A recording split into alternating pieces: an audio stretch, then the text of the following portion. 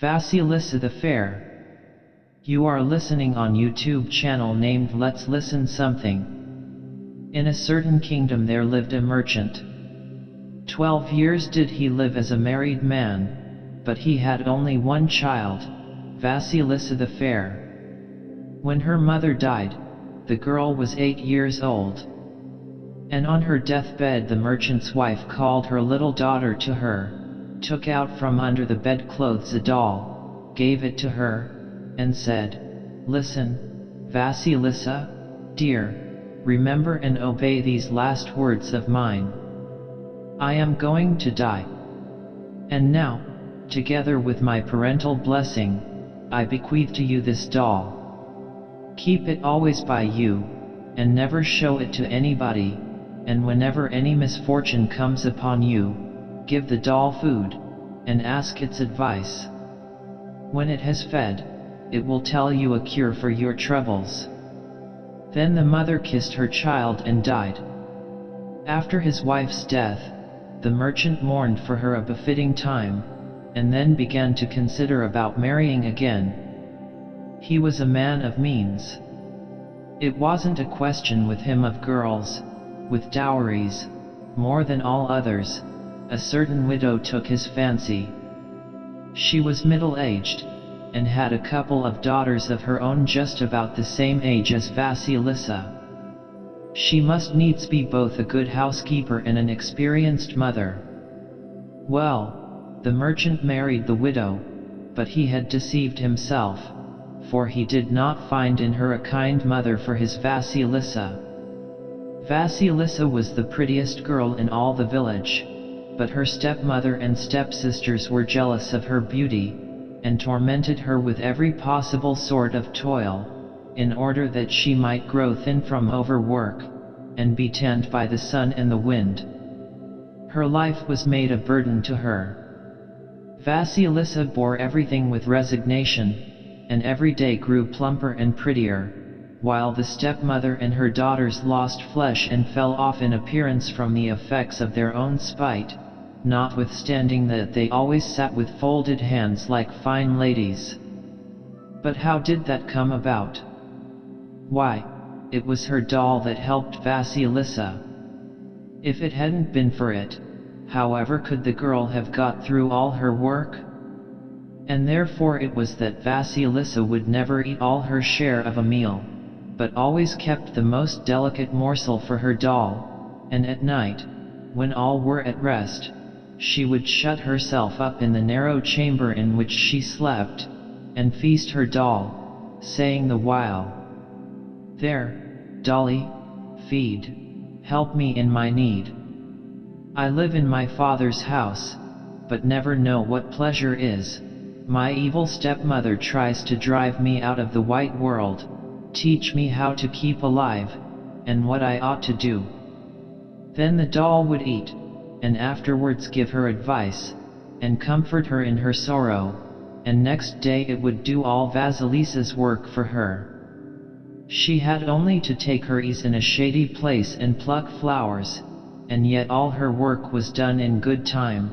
The beds were weeded, and the pails were filled, and the cabbages were watered, and the stove was heated. Moreover, the doll showed Vasilissa herbs which prevented her from getting sunburnt. Happily did she and her doll live together. Several years went by. Vasilissa grew up and became old enough to be married. All the marriageable young men in the town sent to make an offer to Vasilissa. At her stepmother's daughters not a soul would so much as look. Her stepmother grew even more savage than before, and replied to every suitor, "We won't let the younger marry before her elders." And after the suitors had been packed off, she used to beat Vasilissa by way of wreaking her spite. Well, it happened one day that the merchant had to go away from home on business for a long time. Thereupon the stepmother went to live in another house, and near that house was a dense forest, and in a clearing in that forest there stood a hut, and in the hut there lived a Baba Yaga. She never let anyone come near her dwelling, and she ate up people like so many chickens. Having moved into the new abode, the merchant's wife kept sending her hated Vasilissa into the forest on one pretense or another. But the girl always got home safe and sound. The doll used to show her the way, and never let her go near the Baba Yaga's dwelling. The autumn season arrived. One evening the stepmother gave out their work to the three girls. One she set to lace making, another to knitting socks, and the third, Vasilissa, to weaving, and each of them had her allotted amount to do. By and by she put out the lights in the house, leaving only one candle alight where the girls were working, and then she went to bed. The girls worked and worked. Presently the candle wanted snuffing. One of the stepdaughters took the snuffers, as if she were going to clear the wick, but instead of doing so, in obedience to her mother's orders, she snuffed the candle out, pretending to do so by accident. "What shall we do now?" said the girls. "There isn't a spark of fire in the house, and our tasks are not yet done. We must go to the Baba Yaga's for a light." "My pins give me light enough," said the one who was making lace. "I shan't go." "And I shan't go, either," said the one who was knitting socks. "My knitting needles give me light enough." "Vasilissa, you must go for the light," they both cried out together. "Be off to the Baba Yaga's." And they pushed Vasilissa out of the room. Vasilissa went into her little closet, set before the doll a supper which she had provided beforehand, and said, "Now, dolly, feed, and listen to my need. I'm sent to the Baba Yaga's for a light. The Baba Yaga will eat me." The doll fed, and its eyes began to glow just like a couple of candles. "Never fear, Vasilissa dear," it said. "Go where you're sent. Only take care to keep me always by you. As long as I'm with you, no harm will come to you at the Baba Yaga's." So Vasilissa got ready, put her doll in her pocket, crossed herself, and went out into the thick forest. As she walks she trembles. Suddenly a horseman gallops by. He is white, and he is dressed in white. Under him is a white horse, and the trappings of the horse are white, and the day begins to break. She goes a little further, and a second rider gallops by. He is red, dressed in red, and sitting on a red horse, and the sun rises. Vasilissa went on walking all night and all next day. It was only towards the evening that she reached the clearing on which stood the dwelling of the Baba Yaga. The fence around it was made of dead men's bones. On the top of the fence were stuck human skulls with eyes in them. Instead of uprights at the gates were men's legs. Instead of bolts were arms. Instead of a lock was a mouth with sharp teeth. Vasilissa was frightened out of her wits, and stood still as if rooted to the ground. Suddenly there rode past another horseman. He was black, dressed all in black, and on a black horse. He galloped up to the Baba Yaga's gate and disappeared, just as if he had sunk through the ground and night fell. But the darkness did not last long. The eyes of all the skulls on the fence began to shine, and the whole clearing became as bright as if it had been midday. Vasilissa shuddered with fear, but stopped where she was, not knowing which way to run. Soon there was heard in the forest a terrible roar. The trees cracked, the dry leaves rustled. Out of the forest came the Baba Yaga, riding in a mortar, urging it on with a pestle, sweeping away her traces with a broom. Up she drove to the gate, stopped short, and, snuffing the air around her, cried, "Fa! Fa! I smell Russian flesh. Who's there?" Vasilissa went up to the hag in a terrible fright, bowed low before her, and said, "It's me, Granny. My stepsisters have sent me to you for a light." "Very good," said the Baba Yaga, "I know them. If you'll stop a while with me first, and do some work for me, I'll give you a light. But if you won't, I'll eat you." Then she turned to the gates, and cried, "Ho, thou firm fence of mine, be thou divided. And yet, wide gates of mine, do ye fly open." The gates opened, and the Baba Yaga drove in, whistling as she went, and after her followed Vasilissa, and then everything shut to again.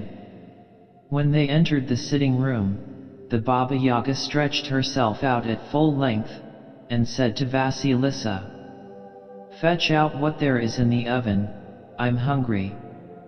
Vasilissa lighted a splinter at one of the skulls which were on the fence, and began fetching meat from the oven and setting it before the Baba Yaga, and meat enough had been provided for a dozen people. Then she fetched from the cellar kvass, mead, beer, and wine. The hag ate up everything, drank up everything. All she left for Vasilissa was a few scraps, a crust of bread and a morsel of sucking pig. Then the Baba Yaga lay down to sleep, saying, "When I go out tomorrow morning, mind you cleanse the courtyard, sweep the room, cook the dinner, and get the linen ready. Then go to the corn bin, take out 4 quarters of wheat, and clear it of other seed. And mind you have it all done. If you don't, I shall eat you." After giving these orders, the Baba Yaga began to snore.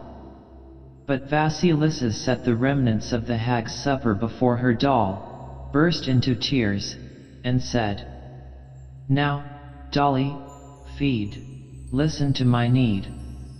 The Baba Yaga has set me a heavy task, and threatens to eat me if I don't do it all. Do help me." The doll replied, "Never fear, Vasilissa the fair. Sup, say your prayers, and go to bed. The morning is wiser than the evening." Vasilissa awoke very early, but the Baba Yaga was already up. She looked out of the window. The light in the skull's eyes was going out. All of a sudden there appeared the white horseman, and all was light. The Baba Yaga went out into the courtyard, and whistled. Before her appeared a mortar with a pestle and a broom. The red horseman appeared, the sun rose. The Baba Yaga seated herself in the mortar, and drove out of the courtyard, shooting herself along with the pestle, sweeping away her traces with the broom. Vasilissa was left alone, so she examined the Baba Yaga's house, wondered at the abundance there was in everything, and remained lost in thought as to which work she ought to take to first. She looked up. All her work was done already. The doll had cleared the wheat to the very last grain. "Ah, my preserver," cried Vasilissa, "you've saved me from danger. All you've got to do now is to cook the dinner," answered the doll, slipping into Vasilissa's pocket. "Cook away, in God's name, and then take some rest for your health's sake." Towards evening Vasilissa got the table ready, and awaited the Baba Yaga. It began to grow dusky. The black rider appeared for a moment at the gate, and all grew dark. Only the eyes of the skulls sent forth their light. The trees began to crack, the leaves began to rustle, up drove the Baba Yaga. Vasilissa went out to meet her. "Is everything done?" asks the Yaga. "Please to look for yourself, Granny," says Vasilissa. The Baba Yaga examined everything, was vexed that there was nothing to be angry about, and said, "Well, well, very good." Afterwards she cried, My trusty servants, zealous friends, grind this my wheat. There appeared 3 pairs of hands, which gathered up the wheat, and carried it out of sight. The Baba Yaga supped, went to bed, and again gave her orders to Vasilissa. Do just the same tomorrow as today, only besides that take out of the bin the poppy seed that is there, and clean the earth off it grain by grain. Someone or other, you see, has mixed a lot of earth with it out of spite. Having said this, the hag turned to the wall and began to snore, and Vasilissa took to feeding her doll. The doll fed, and then said to her what it had said the day before. Pray to God, and go to sleep. The morning is wiser than the evening. All shall be done, Vasilissa dear. The next morning the Baba Yaga again drove out of the courtyard in her mortar, and Vasilissa and her doll immediately did all the work. The hag returned, looked at everything, and cried, My trusty servants, zealous friends, press forth oil from the poppy seed. 3 pairs of hands appeared, gathered up the poppy seed, and bore it out of sight. The Baba Yaga sat down to dinner. She ate, but Vasilissa stood silently by. Why don't you speak to me? Said the Baba Yaga. There you stand like a dumb creature. I didn't dare, answered Vasilissa, but if you give me leave, I should like to ask you about something. Ask away, only it isn't every question that brings good. Get much to know, and old soon you'll grow. I only want to ask you, Granny, about something I saw. As I was coming here, I was passed by one riding on a white horse. He was white himself, and dressed in white. Who was he? That was my bright day, answered the Baba Yaga. Afterwards there passed me another rider, on a red horse, red himself, and all in red clothes. Who was he? That was my red son, answered the Baba Yaga. And who may be the black rider, Granny, who passed by me just at your gate? That was my dark knight. They are all trusty servants of mine. Vasilissa thought of the 3 pairs of hands, but held her peace. Why don't you go on asking? Said the Baba Yaga. That's enough for me, Granny. You said yourself, get too much to know, old you'll grow. It's just as well, said the Baba Yaga, that you've only asked about what you saw out of doors, not indoors. In my house I hate having dirt carried out of doors, and as to over-inquisitive people, well, I eat them. Now I'll ask you something. How is it you manage to do the work I set you to do? My mother's blessing assists me, replied Vasilissa. What's that? Get along out of my house, you blusty daughter. I don't want blusty people. She dragged Vasilissa out of the room, pushed her outside the gates, took one of the skulls with blazing eyes from the fence, stuck it on a stick, gave it to her and said, Lay hold of that. It's a light you can take to your stepsisters. That's what they sent you here for, I believe. Home went Vasilissa at a run, lit by the skull, which went out only at the approach of the dawn, and at last, on the evening of the 2nd day, she reached home.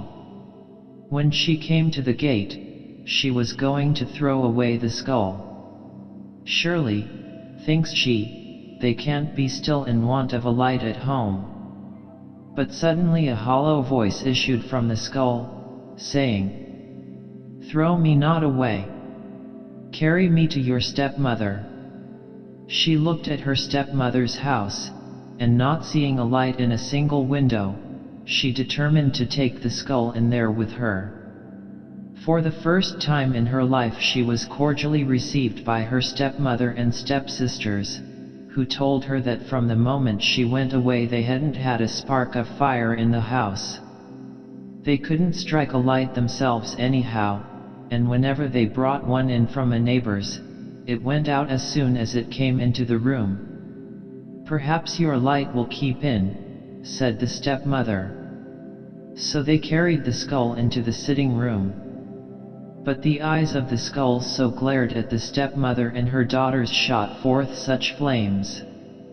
They would fain have hidden themselves, but run where they would, everywhere did the eyes follow after them.